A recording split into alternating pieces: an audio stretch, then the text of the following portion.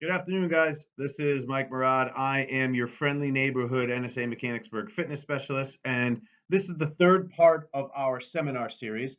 I am going to discuss and go over the benefits of exercise after 50.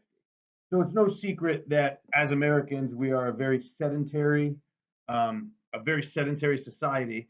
But the beauty of it is, and what most people don't know, is that the U.S. Department of Health only recommends 20 to 30 minutes of weight training for individuals over 50. But according to Dr. Wayne Westcott, as many as 80% of men and women over the age of 50 have too little muscle and too much fat, which are leading causes of obesity, osteoporosis, diabetes, high blood pressure. The list goes on and on. So, just by moving a little bit every day, we can help rectify and uh, debilitating diseases like the ones that we just mentioned and move forward in the right direction. A list here of some of the other diseases.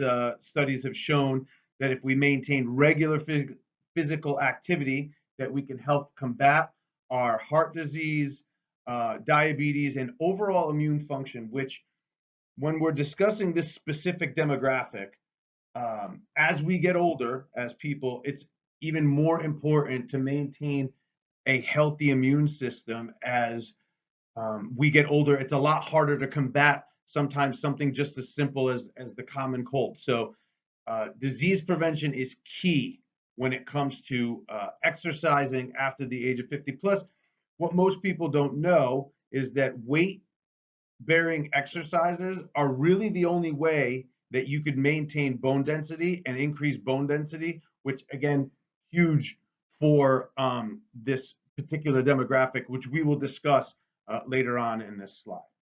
So just bear with me here as we get through this. We're gonna have a good old time and get some laughs out of this while we're at it. Um, One thing that can't be understated, and especially with what we've all recently gone through, is that the mental health benefits of exercise are, as it says, nearly endless. Exercise produces endorphins, which we like to refer to as the feel good hormone, which act as a stress reliever and leaves you feeling happy and satisfied in every way imaginable. In addition, exercise has also been linked to improving sleep, which a lot of you, myself included, we have had lengthy conversations regarding how, as we get older, it's a lot harder to either maintain sleep. I, for one, have difficulty not getting to sleep, but staying asleep. And it can be huge when it comes to regular, just cognitive function throughout the course of the day. Mental health is one of the key motivating factors in this. So, older adults who suffer from disrupted sleep, it can spiral into insomnia. And as we get older, you'll see that it becomes more important that we focus on this too. Any questions? Just kidding. Also, decreased risk of falls. Older adults are at a higher risk of fall because balance and flexibility become issues as we get older. It is unfortunate, but in a lot of the classes that we lead a strong seniors class every Monday and Friday. We do focus on a lot of balance and flexibility. So, in order to help maintain um, coordination, balance, reducing the risk of falls. Because as we all know, as we get older, when we fall, it's a lot harder to recover. So anything that can help you um, avoid these uh, is good.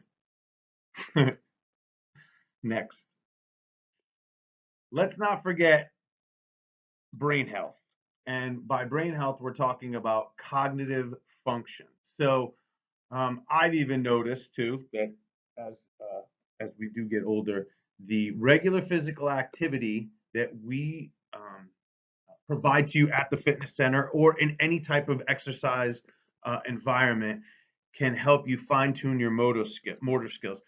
I know a lot of times, in fact, during classes, uh, we tend to lose sight of certain things as the class progresses, but we as a group can function together and remember that there's certain things that will help us keep sharp mentally. It's also good too, as countless studies do suggest, that it does help lower the risk for dementia. And those of us who are physically active as we get older, it's very important for brain function. Let's not forget, and as we see on a daily basis, that it helps with socialization. So, as I stated earlier, every Monday and Friday, we host the Strong Seniors group.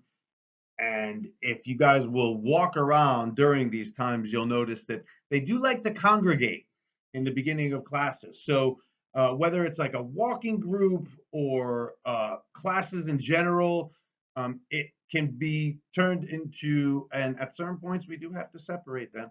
It becomes a fun social event. Um, Also, from running these classes over the course of the years, it has turned into a luncheon group. So a lot of the strong seniors will get together once a quarter or maybe sometimes a little bit more often. They'll meet at restaurants throughout the area and will also to get caught up from things outside of the fitness center. It also I found too, and it's great to maintain strong social ties. So it's important for aging adults to feel like a sense of purpose and avoid feelings of loneliness and depression. Above all, it's key to find a form of exercise you love and get to feel like, I don't know, a lot of people tend to feel like it's a chore sometimes, and we don't want that. So again, it's more of like it can be more of a social experiment as well, and it keeps people kind of in check. We learn to kind of depend on one another as these groups take place. Coming up next, I want to share. I'm not going to give a name. I do want to share a email that I received from one of our strong seniors, and it kind of puts into perspective what these not only what we offer at the fitness center, but any other exercise group that you can get yourself involved in. Again, it puts into perspective how important it is for people 50 and over to stay active, both as we discussed from a physical standpoint, mental, and social. So I'm just going to go over, I'm going to just read this email. It says, Mike, I truly appreciate your work as our trainer for strong seniors.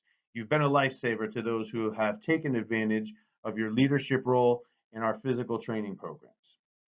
The exercise activity that you lead is critical to extending our longevity, quality of life as we gracefully move down life's path.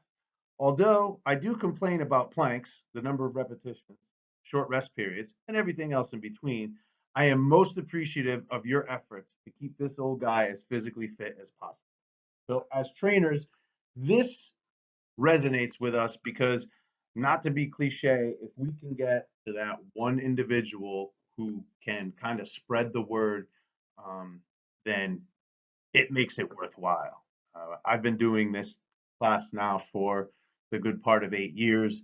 And of all the classes that we run at the fitness center, and there are a variety of them, the strong seniors classes on Mondays and Fridays are the most consistent. And when I say consistent, we run anywhere between 7 and, when everyone's not away vacationing, some of those classes can get as much as 15 to 16 people, and it's really nice to see. We as trainers at the fitness center kind of makes it worthwhile. So just to wrap things up, exercise is good for you. It doesn't matter um, how what type of exercise you do or um, whatever it is, just keep moving, stay healthy, and just make it a priority and a habit in your daily life. The aging population, exercise has been shown to prevent diseases, lower the risk of falls, improve mental health and well being, strengthen social ties, and improve cognitive function. Regardless of your age, we hope that this little seminar will motivate you to incorporate exercise into your life. And if you already have, continue to come to our classes on a regular basis. I want to thank all of you for hanging out with us during this series. And again, my name is Mike Murad. You guys have a very, very good day. Thank you.